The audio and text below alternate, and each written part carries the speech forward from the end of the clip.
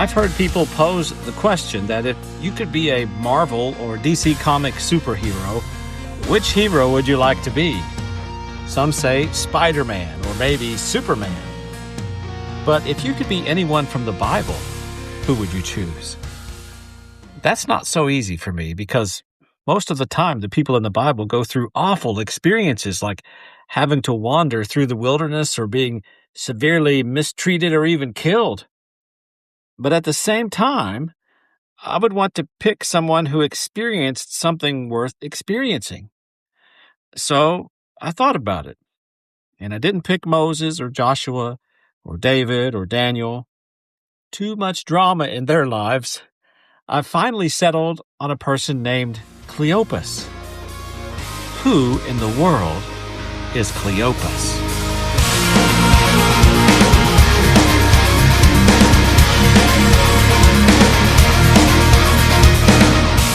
Welcome to Building Mettle, brought to you by Baird & Wilson Sheet Metal. When I was in my early 20s, I took a break from my faith. I became disappointed with the people in my life who turned out to not be who I thought they were. So I reasoned if the things that I believed about them are not true, maybe the other things I believe aren't true. So I began to question everything. Today, this is something called Deconstructing. In the Gospel of Luke, chapter 24, it was a Sunday afternoon, and two people were walking on a 7-mile trip from Jerusalem to a town called Emmaus.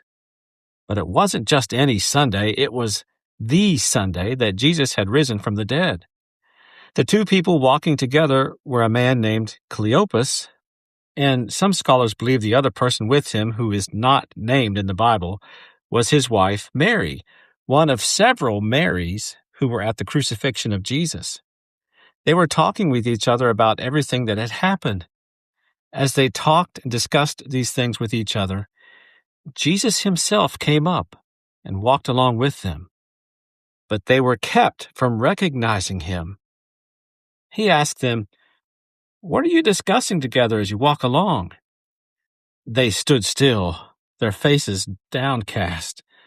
One of them, named Cleopas, asked him, "Are you the only one visiting Jerusalem who does not know the things that have happened there in these days?" "What things?" he asked. "About Jesus of Nazareth," they replied. "He was a prophet, powerful in word and deed before God and all the people. The chief priests and our rulers handed him over to be sentenced to death, and they crucified him.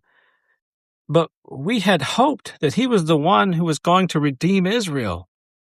And what is more, it is the third day since all of this took place.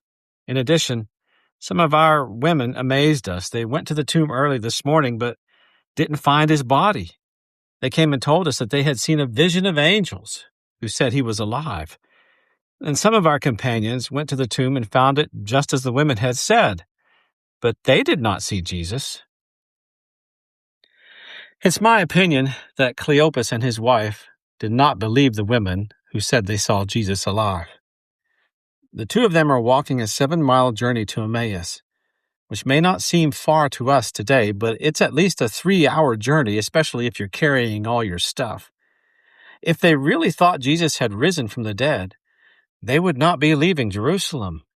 It would be the same as if we were in the capital city of Nashville and decided to pack up and drive all the way back to Knoxville. They are leaving Jerusalem and going home. They are literally leaving their faith. They said they had hoped that he was the one who was going to redeem Israel, implying that he is not.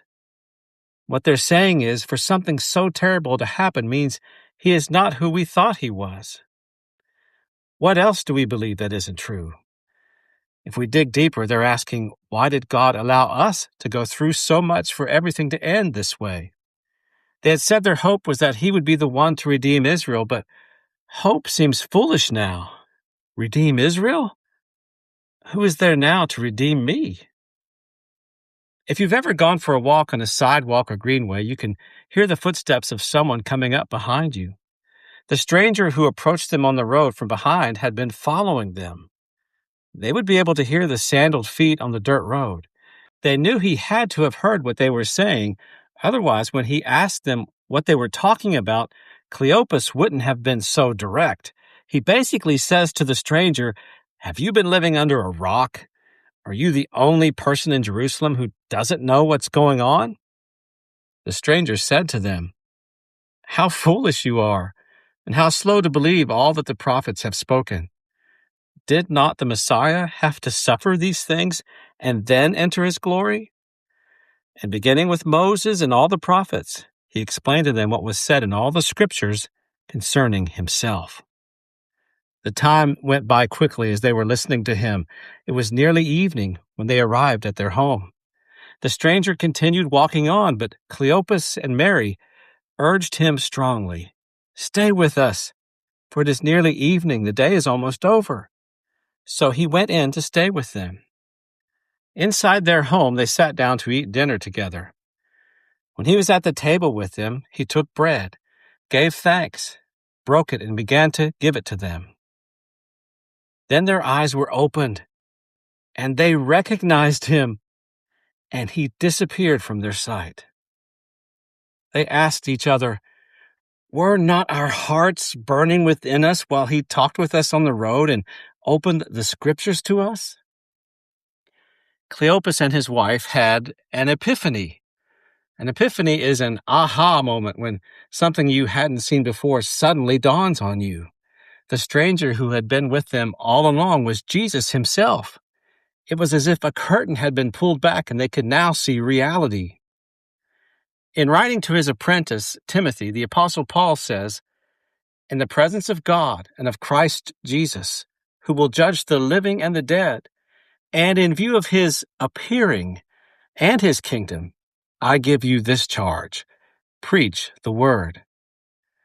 The word translated appearing is the Greek word epiphaneia, from which we get the English word epiphany. We often think of the return of Christ as an event where Jesus is coming from some distant place and traveling here to earth, coming from somewhere else to here. But Paul tells Timothy that we are in the presence of Christ, and that someday the curtain will be pulled back, and we will see the reality behind the reality. In my 20s, I tried to walk away from the faith. Sometimes things might seem hopeless, and people are not who we think they are, and we get weighed down with doubts and fears. Though we may be kept from recognizing him, there is a reality behind the reality. It's a pair of sandaled feet that has been walking behind us on this journey all along. Here's some tools to take with you today. Number 1, it may seem like God is absent, but he is closer to you than you think. Number 2, faith is confidence in what we hope for and assurance about what we do not see.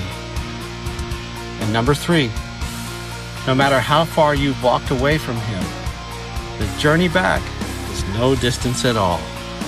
We'll be back again soon with another episode of Building Mettle.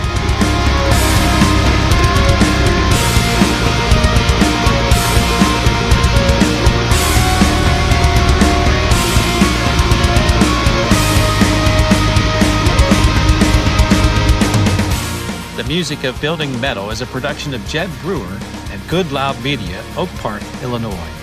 Also special thanks to Christ Community Church, Oak Ridge, Tennessee.